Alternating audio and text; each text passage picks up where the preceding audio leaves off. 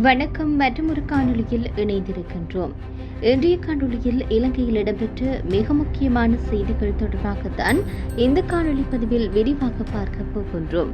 அதன் அடிப்படையில் சம்பத் மனம்பேரி தொடர்பில் ஒரு முக்கியமான தகவல் ஒன்று இன்றைய தினம் வெளியாகியிருந்தது. இதே நேரத்தில் புதிய சட்டம் தொடர்பிலான செய்தியும் இன்றைய தினம் வெளியாகியிருக்கிறது.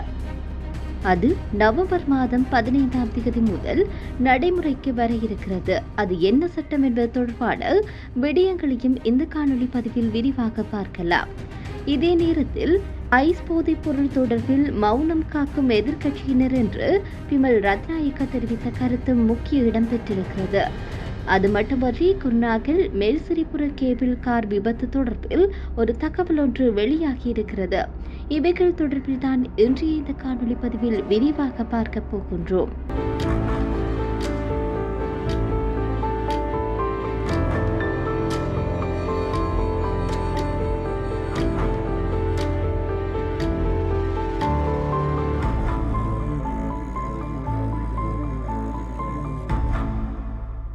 ஸ்ரீலங்கா பொதுஜன பெரமுனவின் முன்னாள் பிரதேச சபை உறுப்பினர் சம்பத் மனம்பேரி தங்கியிருந்த வீட்டிலிருந்து ஐஸ் என்ற போதைப் பொருளை தயாரிக்க பயன்படுத்தப்பட்டதாக சந்தேகிக்கப்படும் பொருட்களை கொண்டு சென்றதாக சந்தேகத்தின் பேரில் விசாரிக்கப்பட்டு 2 கொள்கலன்களின் ஆவணங்களை போலீஸ் போதைப்பொருள் தடுப்பு பிரிவு தற்போது மீட்டிருக்கின்றது. ஐஸ் என்ற போதைப்பொருள் உற்பத்திக்கான மூலப்பொருட்களை கொண்டிருந்ததாக சந்தேகிக்கப்படும் 2 கொள்கலன்களையும் துறைமுகத்திலிருந்து விடுவிப்பதற்கான பணம் செலுத்தியதற்கான பற்றுச்சீட்டுகளும் ஆவணங்களில் உள்ளதாக போலீஸ் போதைப்பொருள் தடுப்பு பிரிவு தெரிவித்தது. இந்த கொள்கலன்கள் தொடர்பான ஆவணங்கள் மித்தனியவை சேர்ந்து ஒருவரின் வசம் இருந்து கண்டெடுக்கப்பட்டுள்ளது. சம்பத் மனம்பேரியின் கையடக்க தொலைபேசியும் அந்த நபரிடமிருந்து கண்டுபிடிக்கப்பட்டுள்ளதாகவும் அவருக்கு சொந்தமான 4 வங்கி அட்டைகளும் வீட்டிலிருந்து கண்டெடுக்கப்பட்டுள்ளதாகவும் போலீசார் தெரிவித்தனர்.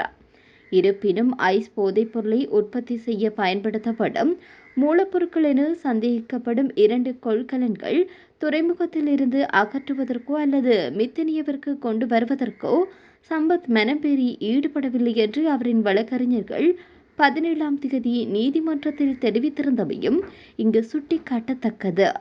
கொள்கலன்கள் தொடர்பாக உள்ளூர்வாசிகளின் எதிர்ப்பு காரணமாக சம்பத் மனம்பேரி முன்வந்து அவற்றை எரிக்க நடவடிக்கை எடுத்ததாக அவர்கள் மேலும் சுட்டிக்காட்டினர். இருப்பினும் சம்பத் மனம்பேரியிடம் விசாரணை நடத்தி விசாரணைகளை மேற்கொண்ட போலீசார் அவருக்கு தங்குமிடம் மற்றும் போக்குவரத்து வசதிகளை வழங்கிய ஒருவரை கைது செய்திருந்தனர்.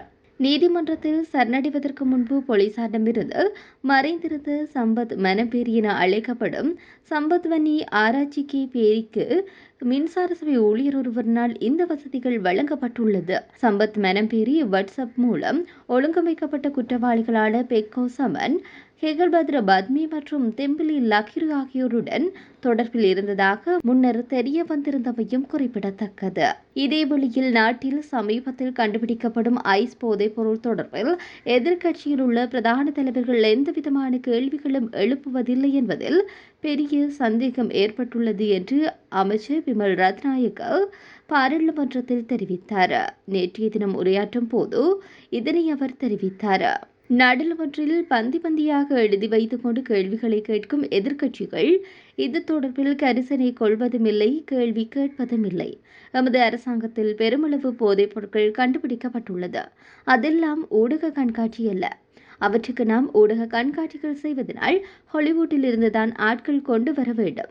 நாங்கள் ஊடக கண்காட்சி நடத்துவதில்லை. அவ்வாறான மனநிலை பிரச்சினை எங்களுக்கு இல்லை. நாங்கள் சொல்வதை செய்யும் அரசாங்கம். இவர்கள் முயற்சிக்கின்றார்கள், அரசாங்கம் ஒன்றும் செய்வதில்லை என்று. நாங்கள் உங்களுக்கு சொல்வதென்றால் போதைப் பொருளுக்கு அடிமையாக வேண்டாம். என் நாமல் ராஜபக்சவிற்கு சொல்ல முடியாதா மனம்பேரி தங்களுக்கு தொடர்பில்லை என என்றார். இவர்கள் இப்போது சொல்கின்றார்கள் அரசு ஏகாதிபத்தியவாதம் என்று. எங்கள் அரசியல் பல கட்சிகள் இணைந்துள்ளது. ஜனநாயகத்தின் ஒரு வார்த்தை கூட அறியாதவர்கள் எமக்கு ஜனநாயகம் கற்பிக்கின்றார்கள் என்று பிமல் ரத்நாயக்க தெரிவித்தார். இதேவேளையில் பிமல் ரத்நாயக்க இன்றைய தினம் பாராளுமன்றத்தில் இன்னும் ஒரு விடயத்தை தெரிவித்தார். அதாவது இந்த மேம்பட்ட பாதுகாப்பு அம்சங்களுடன் புதிய இலக்கு தகடுகளை வெளியிடுவதற்கான திட்டங்கள் நடைபெற்று வருவதாக தெரிவித்தார். எதிர்க்கட்சி நாடாளுமன்ற உறுப்பினர் முஜிபுர் ரஹ்மான் எழுப்பிய கேள்விக்கு பதிலளிக்கும் போது அமைச்சர் இவ்வாறு தெரிவித்தார். புதிய இலக்கத்தகடுகள் நவம்பர் மாதம் 15ஆம் தேதிக்குள் வழங்கப்படும் என்று அமைச்சர் பிமல் ரத்நாயக்க குறிப்பிட்டார். தற்போது இலக்கத்தகடுகள் இல்லாமல் வாகனங்கள் இயங்குகின்றன என்பதை நாங்கள் ஏற்றுக்கொள்கின்றோம். மேம்பட்ட பாதுகாப்பு அம்சங்களுடன் புதிய இலக்கத்தகடுகளை வழங்குவது குறித்து நாங்கள் பரிசீலித்து வருகின்றோம். அடுத்த வாரத்திற்குள் ஒரு தற்காலிக தீர்வை அறிமுகப்படுத்துவோம் என்று நம்புகின்றோம். ஆனால் இலக்கத்தகடுகளின் பிரச்சினை நவம்பர் 15ஆம் தேதிக்குள் தீர்க்கப்படும் என்றும் பிமல் ரத்நாயக்க தெரிவித்தார். இதேவழியில் குருநாகல் மெல்சிரிபுர நாபுஜன பிக்குகள் தியான நிலையத்தில் நேற்று முன்தினம் நடந்த கேபிள் கார் விபத்தில் இதுவரை 9 பிக்குகள் மரணமடைந்ததோடு காயமடைந்தவர்கள் குருநாகல் பகுதியில் உள்ள வைத்தியசாலைகளில் சிகிச்சை பெற்று வருகின்றனர். மரணமடைந்தவர்களில் 3 வெளிநாட்டை சேர்ந்தவர்கள். ரஷ்யா மற்றும் ரோமேனியா இந்திய பிக்குகள் ஆவர்.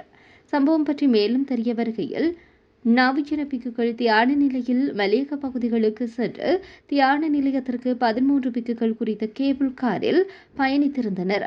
தியான இடத்தை அண்மித்த 10 அடி இருக்கும் தருவாயில் கேபிள் அறுந்திருக்கிறது. அந்த சந்தர்ப்பத்தில் கேபிள் காரில் இருந்து 2 பிக்குகள் பாய்ந்துள்ளனர்.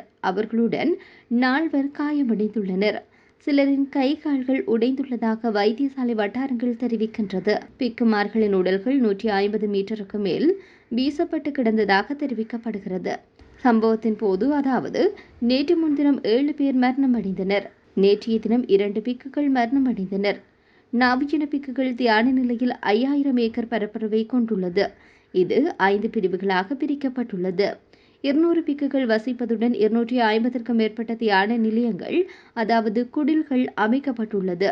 நேற்று முன்தினம் 24ஆம் தேதி இரவு தியானத்தில் ஈடுபடுவதற்காக 13 பிக்குகள் மலைப்பகுதிக்குள் கேபிள் காரில் சென்றுள்ளனர். கேபிள் கார் பயணிக்கும் தண்டவாளம் 20 வருடங்கள் பழமையானது. அத்தோடு குறித்த கேபிள் தினமும் பரிசோதனை செய்யப்படுவதாகவும் நிலையத்தில் உள்ள பிக்குகள் தெரிவிக்கின்றனர். கேபிள் காரில் 500 கிலோகிராம் அதிகூடிய பாரமாக குறிப்பிடப்பட்டுள்ளது. 13 பிக்குகள் எனும் போது இது 2 மடங்கு பாரம் ஏற்றப்பட்டுள்ளது. கூடிய பாரமே கேபிள் அறுந்து போவதற்கான காரணமாக தெரிவிக்கப்பட்டுள்ளது. நன்றி.